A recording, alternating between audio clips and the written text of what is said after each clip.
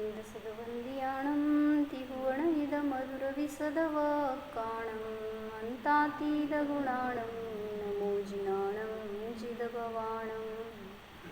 कुंदकुंदाचार्य भगवान की जय।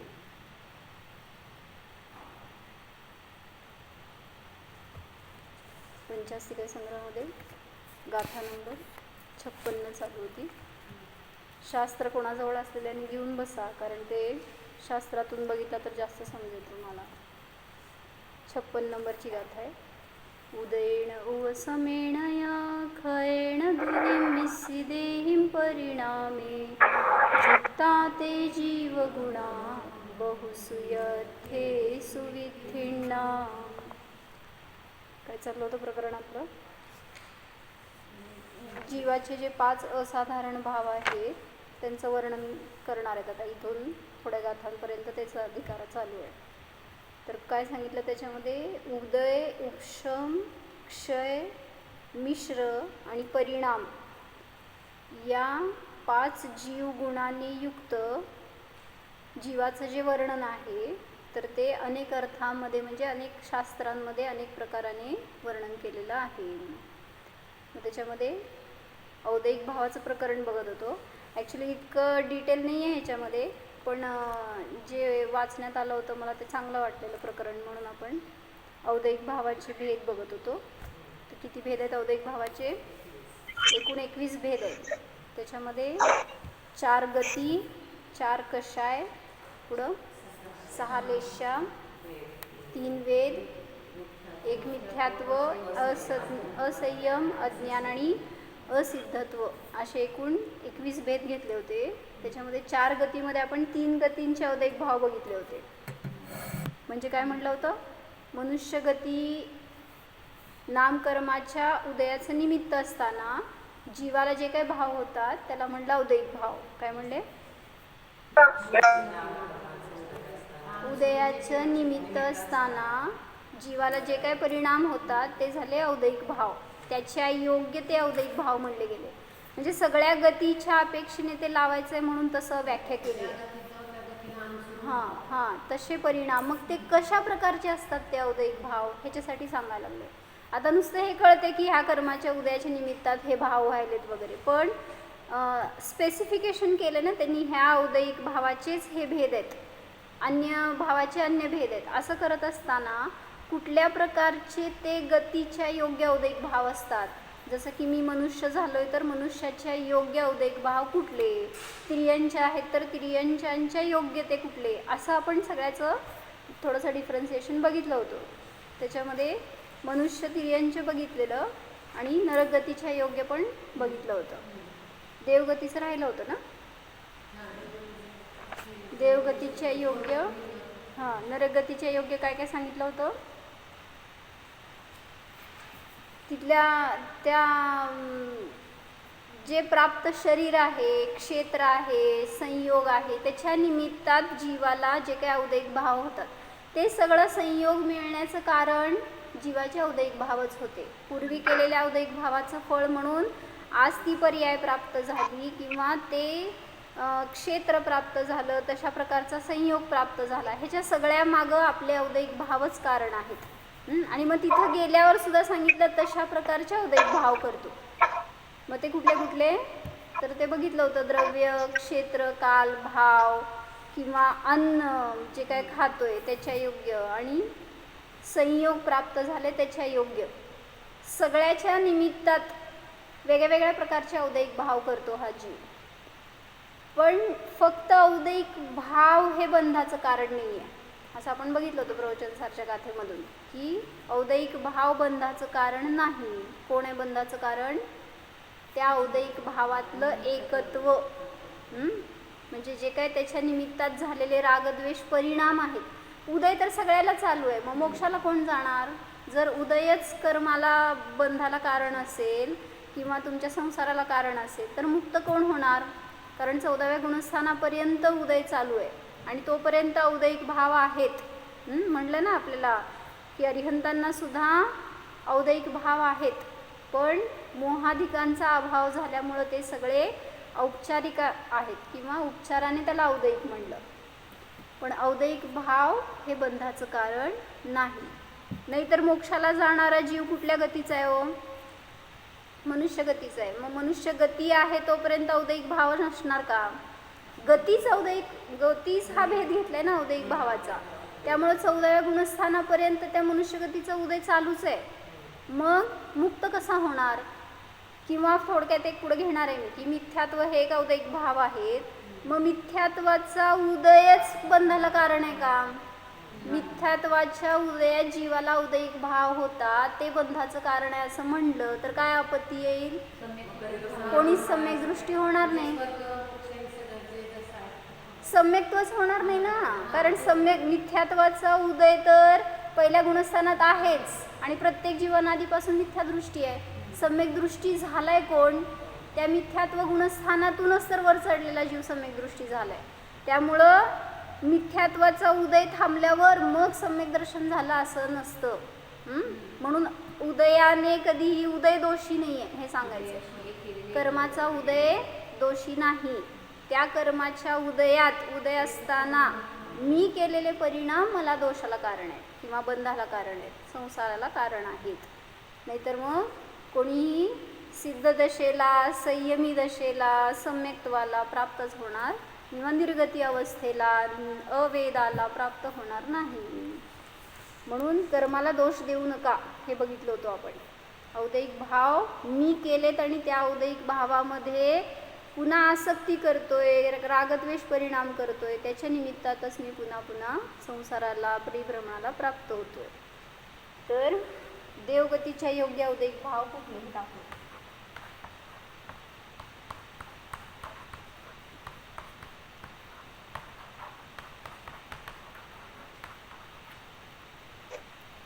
त्याला पण सांगितलं की सगळे भाव देवा समान असतात. दिसतंय का बोर्डवरचं?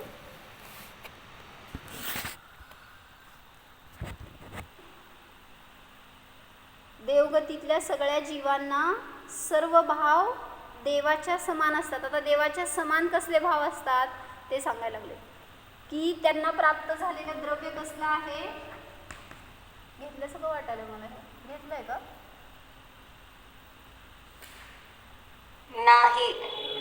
नाही ना. हां, नारकाचं झालं होतं, नरकाचं पण देवाचं झालं होतं. तर द्रव्य काय सांगितलं?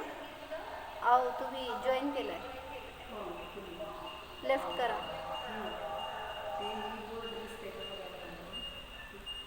जवळ बसा की तुम्हाला दिसायला पाहिजे. तर देवगतीच्या योग्य औदैहिक भाव काय सांगितले? त्यांना प्राप्त झालेलं शरीर, द्रव्य म्हणाले तर शरीर म्हणा पहिल्यांदा, म्हणजे शरीराकडनं बोल. शरीर कसं आहे? सप्तधातू रहित आहे.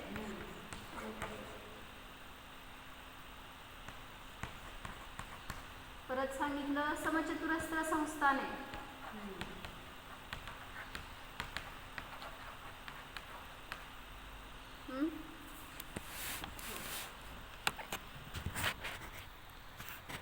दिसते का स्नेहा? अर्धवटच दिसायला लागलं. पुढं सांगितलं शरीर कसं आहे ते तेजपुंज आहे, कांतिमय आहे आणि त्याला भूक तहान वगैरे वेदना नाहीत काही, कारण सप्तधातूंची रचना नाही आहे. परत सांगितलं सुगंधी आहे, सुंदर आहे. सगळे देव आणि देवांगना एकापेक्षा एक सुंदर असतात. बघून या जाऊन. पुढे सांगितलं सुभग नामकर्माचा उदय असतो. सुभग नामकर्माच्या उदयात काय असतं? कार्य काय सुभग? सुभग नामकर्म नाही, सुडो इथं समचतुरस्र संस्थान घेतलं सुडोल मध्ये. सुभग नामकर्माच्या उदयात लोकाला प्रिय वाटणे, आवडतात. सगळ्यांचा प्रिय बनतो किंवा सगळ्यांना आवडतो असं असतं. म्हणून देव सगळ्यांना आवडतात ना. नारकी तरी पण नारकीच बनतोय आपण, कोणाला आवडत नाही तरी. परत सांगितलं मनोज्ञ म्हणजेच ना तेच सांगितलं की ज्याला म्हणजे मनोज्ञ शरीर असतं. काय म्हणायचं, एक आकर्षक म्हणा किंवा चांगलं वाटणारं, मनाला चांगलं वाटणारं असं ते शरीर असतं. ह्या सगळ्याची प्राप्ती झाली आहे त्याच्या निमित्तात, ज्याला रतिभाव होतात, हे त्याचे औदैहिक भाव आहेत. म्हणजे ह्या सगळ्याच्या प्राप्तीमध्ये त्या जीवाला रतिभाव असतो, हे त्याचे औदैहिक भाव. देवगतीच्या योग्य औदैहिक भाव त्याला काय आहे, जे काय सुंदर शरीर प्राप्त झालं त्याच्यामध्ये तो रती करतो. जसं की आपण नारकीचं बघितलं होतं, त्याला प्राप्त संयोग असू देत किंवा प्राप्त शरीर असू देत, क्षेत्र असू देत, सगळ्याच्या निमित्तात अरती आहे. तसं इथं सगळ्यामध्ये रतिभाव आहे त्याला. परत सगळं घेतलं, द्रव्य किंवा सामग्री म्हणा, जे काही त्याला वस्त्र काय म्हणायचं, आभूषण वगैरे प्राप्त होतात, महाल, शय्या वगैरे, विमान, हे सगळ्याच्या निमित्तात तिथं सुद्धा तो रती करतो. सगळं एकापेक्षा एक सुंदर प्राप्त झालंय ना. पुण्याचा उदय आहे, काय म्हणलं, असाताच्या उदयात देवगतीला जात नाही. कोण, जो कोणी असेल मनुष्य तिर्यंच, असाताच्या उदयामध्ये देवगती मिळत नसते. साताचाच उदय असतो तिथं बहुलतेने. त्यामुळं साताच्या उदयात प्राप्त होणारी सामग्री चांगलीच असणार. साताचं कार्य काय आहे, सुख हे साताचं कार्य नाहीये. तर संयोगाची सामग्रीची प्राप्ती हे साताचं कार्य आहे. काय कळलं, फक्त अनुकूलता देणं हे साताचं उदय आहे. जसं की अरिहंतांना सातिशय पुण्यबंध झालाय आणि त्याचा उदय सुरू झालाय म्हणतो ना, म्हणजे काय, साताचा काय अतिशय उदय चालू झालाय ना सातावेदनीयाचा. आणि त्याच्या निमित्तात त्यांना काय प्राप्त झालंय, जे काही समौशरण आदी विभूती, सगळं समागम जे काही प्राप्त झालंय ते एकापेक्षा एक भव्य दिव्य असतं. पण त्यात सुख का, साताचं उदय आहे की सुख आहे, असायला पाहिजे, वस्तूतून येत नाही ना. म्हणून तुम्हाला ते सांगायचं की तुम्ही जेव्हा साता मागताय, मला साताचा उदय हवा, तर साता सुख देणारं नसतं. सुख तुमच्या मान्यतेमध्ये आहे. मग ते भलेही बाहेर साता असू दे किंवा असाता असू दे, ते कर्म आहेत, जड आहेत, ते काय तुम्हाला सुखी करणारे नाहीत. मग इथं सांगितलं त्यांना जे काय हे प्राप्त झालेले, या गोष्टी प्राप्त झाल्यात, पण त्याच्यामध्ये त्याचे जे औदैहिक भाव आहेत ते त्यांना सुखी दुःखी करणार आहेत. त्याच्यामध्ये जे काय आसक्ती, एकत्व असणार आहे ते त्यांच्या सुखदुःखाचं कारण असणार आहे. मग हे आभूषण, महाल किंवा जे काही समागम प्राप्त झालेला आहे ते सगळं, त्या सगळ्या सामग्रीमध्ये त्यांना रतिभाव असतो. हे त्यांच्या वस्त्र, आभूषण, महाल वगैरे अजून सगळं घेतलं त्याच्यामध्ये, काय काय शय्या, वन, जे त्यांना सगळं प्राप्त झालेलं संयोग आहे त्या सगळ्यामध्ये रतिभाव असतो. तो त्या देवगती नामकर्माच्या उदयाचं कार्य दाखवायला. पुढं क्षेत्र म्हणत असताना त्यांचं राहण्याचं ते स्थान, स्वर्ग, विमान किंवा जे कुठं ते परिभ्रमण करतील ना, द्वीप, समुद्र वगैरे,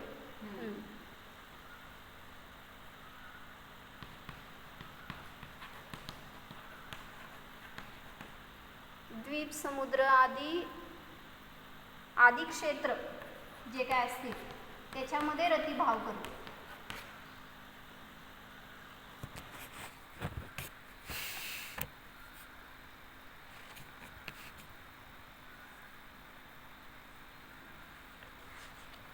कारण देवांच्यात तशी शक्ती आहे ना, कुठंपर्यंत गमन करणार देव, देवांचं आवागमन कुठंपर्यंत असतं.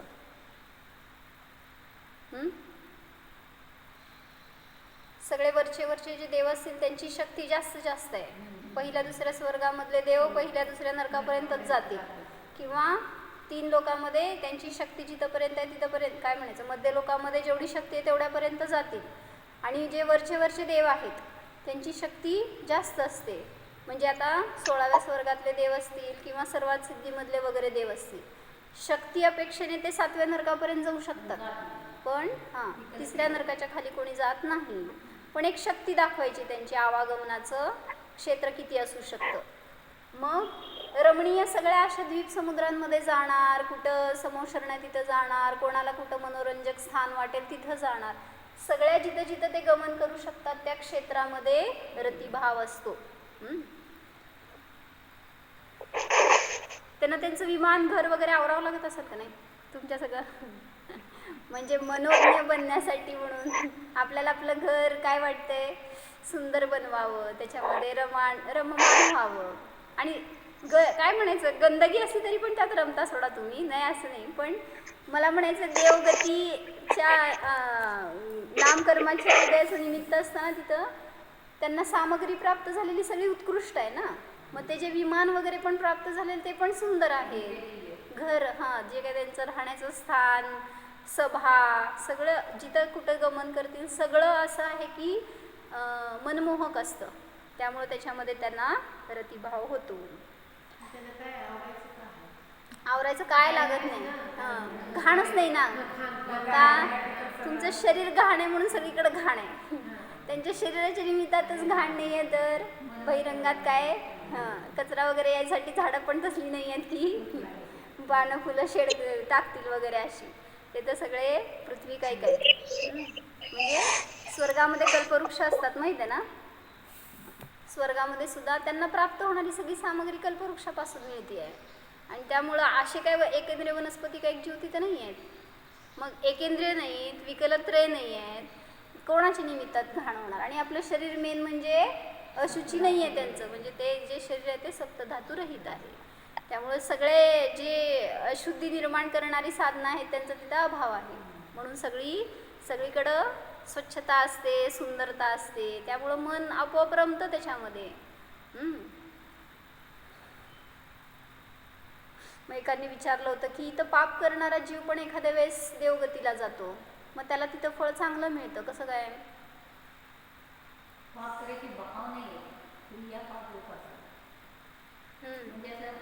बहुलता घ्यायची. म्हणजे काय म्हटलं, दिसतंय तुम्हाला बहिरंगात पाप करतोय, पण तरी सुद्धा त्याच्यापेक्षा त्याचं पुण्य जास्त असल्याशिवाय देवगती मिळत नाही. जसं म्हटलं एखादा कसाई आहे, तो जाईल असं म्हणत नाही, मी एक एक्झाम्पल देते आहे. तर त्याचे भाव अंतरंगातून काय, तो जो कोणी दारात येतो त्याला दान करतोय, त्याला काही ना काही सामग्री देतोय, त्याचं सगळं निर्वाहाचं वगैरे बघतोय, कुठंतरी शाळा वगैरे चालवतोय, गरिबांना मदत करतोय, असे जर परिणाम असतील तर त्याच्या परिणामांनी त्याचं पाप कमी आणि पुण्य जास्त व्हायला लागलं. सदाचाराने ऑब्व्हियसली कुठेतरी जीवहिंसा वगैरे पाळन करतोय, तेवढ्या निमित्तामध्ये त्याच्याकडनं होणारं ते पुण्य त्याला देवगतीला नेऊ शकतं. फक्त जैनच देवगतीला जातात असं नाही, जैन तर फार मोठे नरकात सुद्धा जातात. म्हणून सांगितलं काय, धर्मावर वगैरे अवलंबून नाही देव, मनुष्यगती, तिर्यांच्या गती वगैरे, तर परिणामांवर अवलंबून आहे. तर सांगितलं की हे क्षेत्र सुद्धा जे मिळालं त्याच्यामध्ये रती करतो. पुढं सांगितलं काल, किती वर्ष काल आहे त्यांचं आयुष्य, हां, सागरांचं आयुष्य आहे ना. त्यामुळं पल्ल्यापासून ते सागरापर्यंतचं जे काय आयुष्य मिळालं त्या सगळ्या काळामध्ये त्याला रतिभाव असतो. कारण तिथं सुखांचा उपभोग आहे तेवढ्या काळपर्यंत, आणि त्या सुख उपभोगामध्ये त्याला रतिभाव असतो. पुढं सांगतात काय, भाव, द्वीप समुद्रात क्रीडा करणे, कामभोगामध्ये लिप्त राहणे, लीनता असणे, सुंदर देव देवांगनांसह रतिभाव, महाचातुर्ययुक्त, कधीतरी किंचित भय संज्ञायुक्त असतात. परिणाम त्यांचे कसे असतात त्या गतीमध्ये हे सांगायला लागले बरं का. म्हणजे कामभोगामध्ये आहे की आसक्ती, किंवा रमतात त्याच्यामध्ये, किंवा काय म्हटलं इंद्रिय विषय भोग तर भरपूर आहेत तिथं. त्यामुळं सगळीकडं द्वीप आदींमध्ये क्रीडा करणे, फिरणे, इकडं विमान असल्यामुळं, वाहन असल्यामुळं ते फिरणार इकडं तिकडं आणि त्याच्यामध्ये रती करणार. आणि महाचातुर्ययुक्त असतात देव बरं का, महाचतुर असतात. तुमच्या संयोगात आले तर तुमच्यापेक्षा ते शाणे असतात. आणि कधी किंचित भय संज्ञा असते असं सांगितलं. कधी असणार, मरणाच्या समोर असणार, हां, किंवा ते म्हणलं ना, आपल्यापेक्षा उत्कृष्ट असणाऱ्या देवांच्या वृद्धी वगैरे बघितल्यावर भय नाही म्हणायचं त्याला आता, हां किंवा स्वतःबद्दल एक हीनताची अनुभूती असं वगैरे त्याच्या निमित्तामध्ये त्यांना किंचित असे अस्थिर परिणाम असतात. नाहीतर तिथं भयाच्या योग्य काय कारण? भय का देवगती? फक्त एक मरण भयच लावू शकतो. 7 भयापैकी कुठलं भय आहे देवगतीमध्ये? इहलोक नाही, परलोक. परलोकमध्येच मरण भय घ्यायला लागेल. परलोक भय म्हणा आणि मरण भय म्हणा एवढंच फक्त. इहलोक भय, परलोक भय, आकस्मिक भय नसतं, कारण आकस्मिक मरण होत नाही. अगुप्ती नाही, अरक्षा नाही, पुढं मरण भय धरू शकतो. आणि वेदना भय पण नाही, कारण त्यांना त्यांच्या शरीराच्या निमित्तात वेदना नसते. पुढे सांगितलं की दिव्य पवित्र वस्त्र आदी परिग्रहधारी असतात. जे काय त्यांना प्राप्त झालेलं सगळं सामग्री कशी असते? दिव्य असते. आणि त्या दिव्य भोगामध्ये रतिभाव असतो. विवेकी असतात, हे उपादेयाचे ज्ञानधारी असतात, सम्यक्त्व धारण करण्याचे सामर्थ्ययुक्त असतात, निद्रा, रोग, अनिष्ट संयोग, इष्टवियोग आदीने उत्पन्न परिणामांनी रहित असतात. त्यांना इष्टवियोग अनिष्ट संयोग का बरं? देवांगना मरत नाहीत का? देवांगना, देवाची देवांगना मेल्यावर फार फरक पडत नाही आहे. माझी प्रिय देवांगना मेली हे तर दिसते आणि समर्पण त्यांना अवधिज्ञानाने. हां, तर सांगितलं ना की एक देवांगना मेली की शुची आहे ना, ती शुची मेली की दुसरी लगेच तिथं हजर असते. त्यामुळं आणि एका देवाला कितीतरी देवांगना आहेत म्हणून सांगितलं.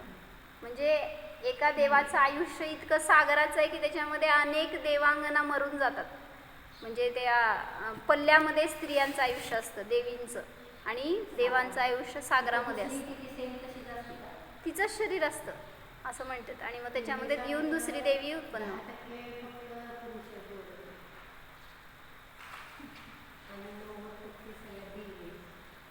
असं कोण म्हणलं? असं काय माझ्या वाचण्यात नाही बरं का.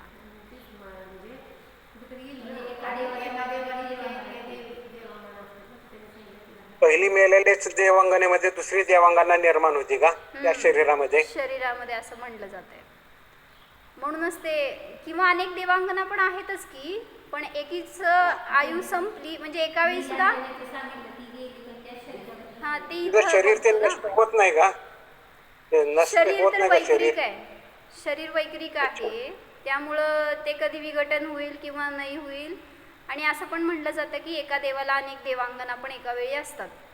त्यामुळं म्हणजे ॲट प्रेझेंट त्यांना अनेक देवांगना असतील, किंवा त्याच देवांगनाच्या शरीरातनं जीव निघून गेला तर दुसरा पण तिथं येऊन उत्पन्न होईल, अशी पण रचना असेल. सगळं ते दिलंय त्यांनी वर्णानी योगात. एका देवाच्या किती जसं शरीर नष्ट केलं जातं तसं त्यांचं शरीर नष्ट होत नाही असं म्हणा नाही. आणि जरी झालं तरी पण ते विघटन होऊन मिसळून जाणार. असं आपल्यासारखं काय अंत्यक्रिया करायची गरज नाही.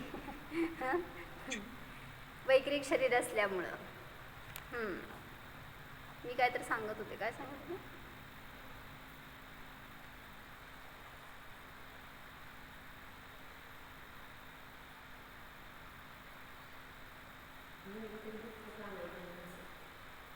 वरच्या स्वर्गातले देव सगळे ब्रह्मचारी आहेत. 16व्या स्वर्गापर्यंतच देवांगन आहेत. वर सगळे देवच आहेत.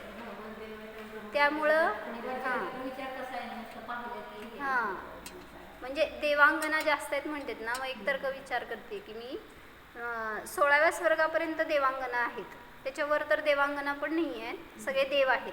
मग 16 स्वर्गाच्या वर 9 ग्रेवेक आहेत, 9 अनुदिश आहेत, 5 अनुत्तर आहेत. मग त्या सगळ्यामध्ये असणाऱ्या देवांगना देवांगना नाहीत. देवांगना म्हणले का? 7व्या स्वर्गात बी नसतात ना भून? 5व्या आणि 7व्या स्वर्गात पण नसतात ना. सगळे देव ब्रह्मचारी असतात ना. सगळे असं नाही, नाही ते पण दक्षिणेंद्र असं काहीतरी सांगतात ना. फक्त एका दक्षिण साईडचे काहीतरी देव असतात, ते एक भावावतारी असतात असे घेतले. 5व्या स्वर्गात देव पण आहेत, देवी पण आहेत की नाही, असं नाही. सगळेच देव तिथले एक भावातरी असतात असं नाही. हं? लौकांतिक म्हणतो ना, म्हणजे काय, त्या काहीतरी दक्षिण साईडल्याच्या अंती भागातले देव असं काहीतरी सांगितलं जातं. इतकं मला पण नाही ज्ञान त्याचं, तुम्ही वाचून बघा, त्यामध्ये समजेल. तर काय चाललं होतं आपलं, कसले परिणाम त्यांना नसतात, भाव कसले असतात हे दाखवलं, आणि कसले नसतात तर निद्रा, रोग किंवा अनिष्ट संयोग वगैरे ह्याच्या निमित्तामध्ये होणारे अरती परिणाम त्यांना नसतात. इष्टवियोग वगैरे ह्याच्या निमित्तामध्ये आर्तरौद्र ध्यान नसतं. इष्टवियोग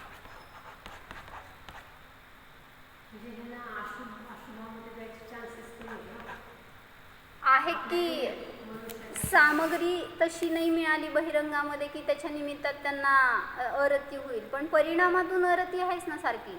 म्हणजे काय म्हणायचं, असंतुष्टता आहे. अरती नाही म्हणायचं, असंतुष्टता आहे की आपल्याला ते नाही आहे. हां, आता मिथ्या दृष्टी देव घ्या, सम्यक दृष्टीला तर तशा काय भोगाची अपेक्षा नाही.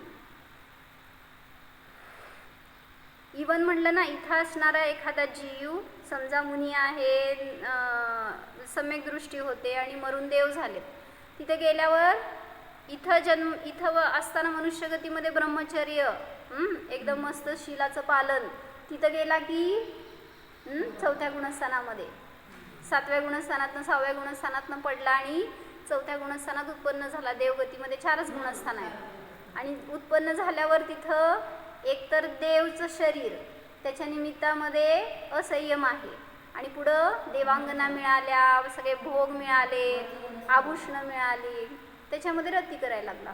म्हणजे इथले परिणाम वॉश व्हायला वेळ लागत नाही, हे सांगायचं आहे तुम्हाला. संयमाचे भाव, त्याचे संस्कार, त्याची दृढता इतकी पाहिजे आत्ता की कधी ते नष्ट होईल सांगता येत नाहीत. इथंच आपण आत्ता असंयमी आहे, संयम घेऊ शकतो तरीसुद्धा असंयमात रुची आहे आपली.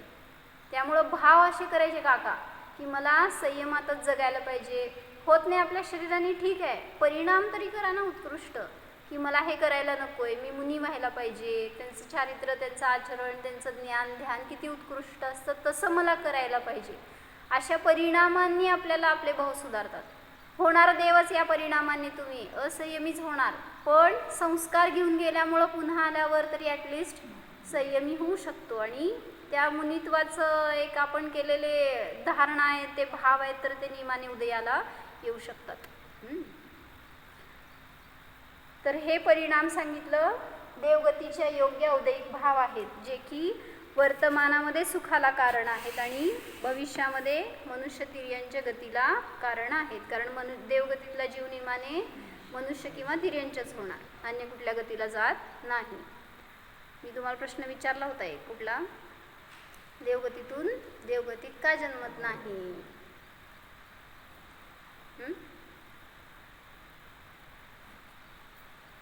नरकगतीतून नरकगतीत का जन्मत नाही सांगितलं होतं. काय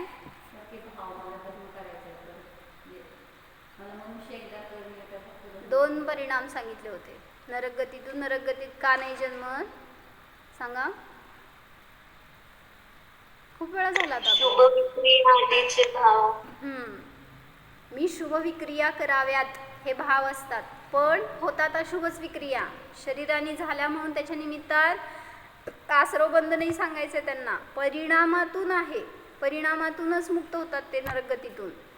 म्हटलं पहिला मी शुभ विक्रिया कराव्यात हे भाव आहे, आणि दुसरं सुख हेतूंना उत्पन्न करावं असे परिणाम असतात, त्याच्या निमित्तात बाहेर पडतात.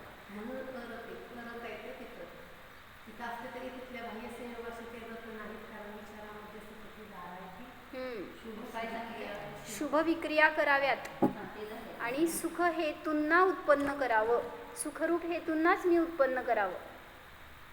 म्हणजे वास्तविक दोन्हीचा अर्थ जवळपास समान होतो. शुभ विक्रिया कराव्यात म्हणत असताना स्वतःच्या शरीराचं तसं रूप बनवावं की जे मला पण सुखदायी असेल, आणि सुख हेतूंना उत्पन्न करावं म्हणजे परासाठी दुःखकारी नसावं माझं शरीर. जसं की भाला होतो किंवा काय ते तलवार होतो, अशा प्रकाराने माझ्या शरीराची सुखरूपानेच हे असं कारण बनावं, दुसऱ्याच्या सुखाचं कारण बनावं, दुःखाचं नाही. असं थोडंफार त्याचे परिणाम असतात ज्याच्या निमित्त. आणि विशेष म्हणजे सगळे नारकी बाहेर पडत आहेत. असं नाही की खालचे नारकी फार वाईट आणि ते नाही पडत नरकातच जातात, असं नाही आहे. A to Z सगळे नारकी नरकातनं बाहेर पडल्यावर असं काय विशिष्ट पुण्य की पंचेंद्रियच होतात, मनुष्य होतील किंवा तिर्यंचे होतील, पण एकेंद्रिय नाही, विकलत्रय नाही, अपंग नाही, अपर्याप्त नाही, मनुष्य तिर्यंचच, पंचेंद्रियच, इतकी विशेषता त्यांची. आणि तेच सांगितलं, देव मरून देवात जन्मत नाहीत. का? आम्हानी पण सांगितलं होतं बहुतेक छोट्या मानी एकदा प्रवचन, नाही काय आता सम्यक दृष्टी देव आहेत की त्यांना, जाऊ देवरचे सर्वात सिद्धीमध्ये वगैरे पण देव आहेत, ते सुद्धा सगळ्या देवांसाठी एकच रोल, कोण पण असू देत, देव मरून देवगतीत जन्मत नाही आणि नरकगतीतून मेलेला नरकगतीत जन्मत नाही.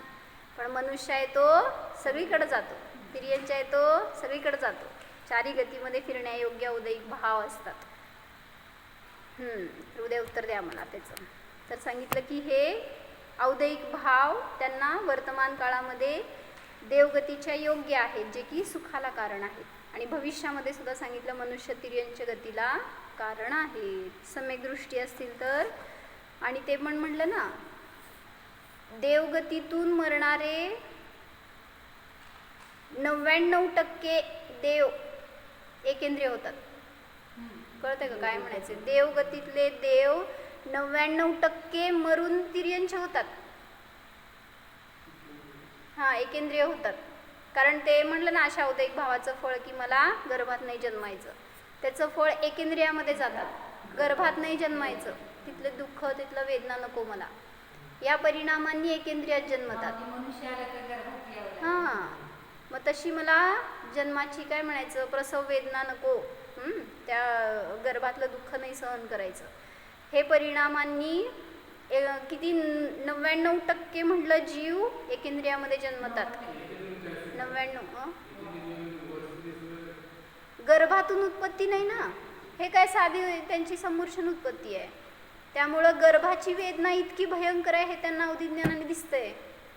मग ते जन्मतानाचं दुःख, 9 महिने त्या गर्भामध्ये श्वास रोखून ते काय खायला प्यायला मिळेल नाही मिळेल, जसं असेल तसं इतकी वेदना सहन करावी लागणार, नको. एवढ्या परिणामांनी मरून एकेंद्रिय होतात. आणि राहिलेले 1% जीव आहेत ना, तर त्याच्यामध्ये त्यांनी घेतलं की सम्यक दृष्टी असतील ते देव मनुष्यात जन्मतात. म्हणजे आता 99% मिथ्या दृष्टीच घ्या, ते सगळे एकेंद्रियात गेले. च्यूत होता ना, तिथून च्यूत होताना इथे येऊन असंख्यात आहेत देव, असंख्यात देव सम्यक दृष्टी येत नाही असं नाही आहे.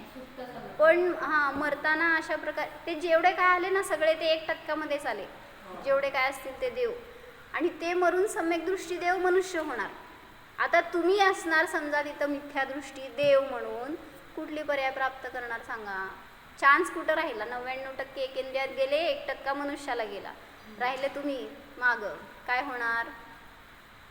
म्हणजे इतकी दुर्लभता आहे की तुम्हाला वाटतं की इथून मेल्यावर आपण देवगतीत गेल्यावर जाऊ सिमंदर भगवंतांकडं आणि सम्यक दर्शन प्राप्त करू, धर्म करू. तिथं गेल्यावर चान्स नाही, कारण इतकी भोगाची सामग्री आहे की त्याच्यामध्ये कुठं विसरून जाणार, हरवून जाणार, स्वतःला समजणार पण नाही. आणि त्या परिणामांनी जीव असं कधी मिथ्यात्वाला प्राप्त होईल आणि कधी तिर्यंच गतीत जाऊन जन्मेल ह्याचा पण पत्ता लागणार नाही. म्हणून आत्ता प्राप्त पर्याय आहे तिथं पुरुषार्थ करा आणि सम्यक दर्शनाला प्राप्त करा. अजून पण त्याच्यामध्ये त्यांनी घेतलं काहीतरी, मला नीट लक्षात येईना, बघून सांगते मी, बघू द्या. 0.01% एवढं चान्स राहिलं की मिथ्यादृष्टी देव येऊन मनुष्य होईल. म्हणजे तुम्हाला मिथ्यात्व सहित जर तिथून मेला तर इथं आल्यावर मनुष्यगती मिळेलच, खूप कमी पॉसिबिलिटी आहे. त्यामुळं सांगितलं की बोधी दुर्लभ भावना सांगतायत सगळीकडे की आत्ताचं मिळालेलं भव इतकं दुर्लभतेने मिळालंय तर त्याचं आराधनेसाठी उपयोग करा, स्वतःला जाणल्याशिवाय सोडू नका. असं आपल्याला वाटतंय. आपले का नाही बदलले? आपण किती वेळा गेलो तरी पण भिजलो नाहीये. कुठं संयमाची असंयमाचीच रुची आहे ना सगळीकडे, हेच सांगितलं. त्यामुळं परिणाम करा, परिणामातून तरी दरिद्रता नको. आम्हा सांगतात की उत्कृष्ट परिणामांचं फळ उत्कृष्ट असतं. भलेही होणार नाही तुम्ही मुनी आज, पण तरीसुद्धा भाव कुठे आहेत तुमचे? खायला बसल्यावर 10 डिश ठेवल्या ताटामध्ये. जसं की एक महाराज होते सोलापूरला आलेले, आणि ते सगळं ताट दाखवायला लावायचे, काय काय असते ना केलेलं तसं. आणि ते दाखवल्यावर त्यातनं सिलेक्टेड गोष्टी काढायला लावायचे ते, आणि फार कमी गोष्टीच ठेवायच्या. म्हणजे समजा तुम्ही एक 15 आयटम ठेवला असतील ना, त्यातले मी 5च खाणार. मग सगळं उचलायला लावणार त्यातनं काय असेल ते. असं तुमच्या समोर थाळ आणून ठेवली आहे, सांगा तुम्हाला भाव संयमाचे किती असंयमाचे किती होतात. आणि सांगितलं समजा बाजूच्यानी टेस्टी केलंय बरं का सगळं, मग तर असंयमाचे उदय इतके तीव्र असतात की टेस्ट तर करावीच. जाऊ दे नाही खाणार लई, पण सांगू का मर्यादितलं खायचं सगळं एखाद्या 15 नाही 2 पदार्थ एकच मग तेच ना, म्हणून संयमीचं जीवन इतकं निरोगी असतं. ते सगळ्यात महत्त्वाचं कारण आहे. शुद्ध आणि प्रासूक, हां म्हणजे शुद्ध आणि प्रासूक आहार असतो ना, तिथं संयम येतोच. आणि तो जो संयमी असतो तो नियमाने निरोगी राहतो, जरा त्याचे सगळे प्रॉब्लेम्स कमी असतात. आणि जो असंयमी असतो तो सारखं गोळ्या औषधंसुद्धा खावं लागणार त्याला. म्हणून असे परिणाम ठेवा ज्याच्या निमित्तामध्ये आपल्याला पुढं सरकता येईल. आपले परिणाम असे व्हायला लागलेत की आपण अजून असंयमातच रमतोय. आणि तुम्हाला हे भाव या काळाच्या पुढं पण हेच होणार आहेत. पंचम काळ संपणार आहे तर मुनित्वाचे संस्कार नाही आहेत कोणावर, मुनी व्हायचे भाव तीव्रतेने नाही आहेत कोणाला.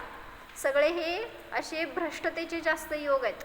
त्यामुळं उलटं आत्ता तीव्रतेने असे परिणाम ठेवा आपले की जेणेकरून मला संसारात राहतोय तरी पण हे करण्यायोग्य नाही, सतत विरक्तीचे भाव राहोत, किंवा मुनिव्रत घेऊ, किंवा जसं ते 28 मूलगुणांचं निरतिचार पालन करतात तसं करू. अशा प्रकारचे परिणाम असतील तर निमाने आपली पण सद्गती होणार.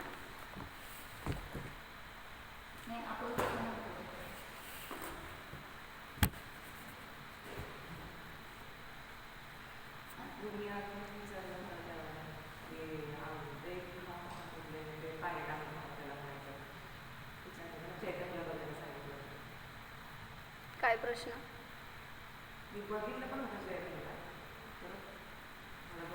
तुम्ही काय म्हणत होता? अपमानाचे भाव करून नरकात गेलं तरी चालेल, आपले काही एवढे पण सम्यक दर्शन सुटू नाही, खरं षटकन सुटू नाही. म्हणलं की ज्ञानपूर्वक, हां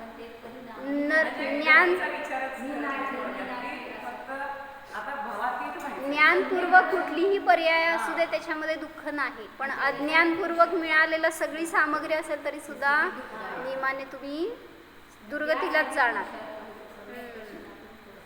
म्हणून शरीराच्या साठी नाही तर परिणामातून भाव सुधारण्यासाठी असे भाव करा की जेणेकरून शरीर सुद्धा नष्ट होईल, कारण शरीर सगळ्यात मोठं दुःखाचं कारण आहे. सांगितलं नाही का की असंयमामुळे जास्त पाप होत, आणि पाप भोगण्याचं स्थान नरकच आहे किंवा ती रेंजची गती आहे. त्यामुळं असंयमात राहणं अजिबात योग्य नाही, असं संयमाच्या महत्वामध्ये सांगितलं गेलेलं आहे. म्हणा मी मुनी होणार आजच्या आज. मुनी होणारच की, 100% होणार, नाही का होणार. मुनी झाल्याशिवाय ही पर्याय मी सोडणार नाही. एवढे तीव्र संस्कार करा स्वतःवर तर सुटणार. हो जाणा मी मनुष्य नाही, देव नारकी तिर्यंच नाहीच.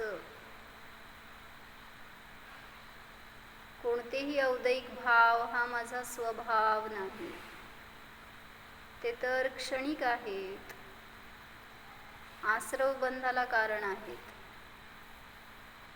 मी आत्मा तर निराश्रव निर्बंध स्वरूप पारिणामिक भाववाला आहे जाणा.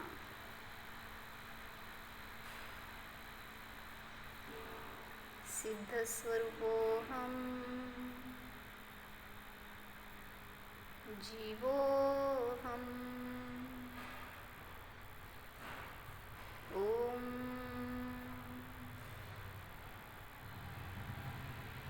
विसर. नमो अरिहंताणं